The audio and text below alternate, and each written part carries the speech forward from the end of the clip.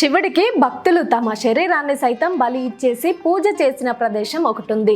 దట్టమైన అడవుల్లో పులులు సంచరించే నల్లమాల కొండల్లో ఉన్న ఈ దివ్యక్షేత్రం అదే శ్రీశైల పుణ్యక్షేత్రం. ఇక్కడ సాక్షాత్తు పరమశివుడు మల్లికార్జున స్వామిగా, బ్రహ్మరాంబ అమ్మవారు మహాశక్తి పీఠంగా కొలువై ఉన్నారు. స్వామివారు అమ్మవారు ఒకటే చోట కలిసి ఉండటం వల్ల శ్రీశైల క్షేత్రానికి ఈ స్థాయిలో ప్రాముఖ్యత లభించింది.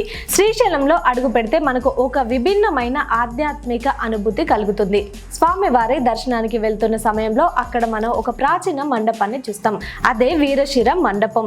ఈ మండపం చరిత్ర వింటే ఎవరికైనా గూస్ బంప్స్ రావాల్సిందే. ఒకప్పుడు స్వామి మీద ఉన్న అపారమైన భక్తితో తమ శరీరాన్ని బలి ఇస్తూ స్వామి వారికి అంకితం చేసేవారు. ఇక్కడి వీరశైవ భక్తులు తమ చెవులు, ముక్కులు, చివరికి తమ శిరస్సును సైతం ఖండించి శివుడికి అర్పించేవారు. అందుకే ఈ మండపానికి వీరుల జ్ఞాపకార్థం వీరశిర మండపం అనే పేరు కూడా వచ్చింది.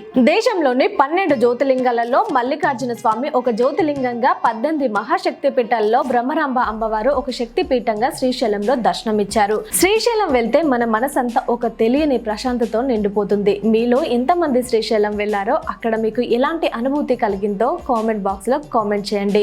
హర హర మహాదేవ్.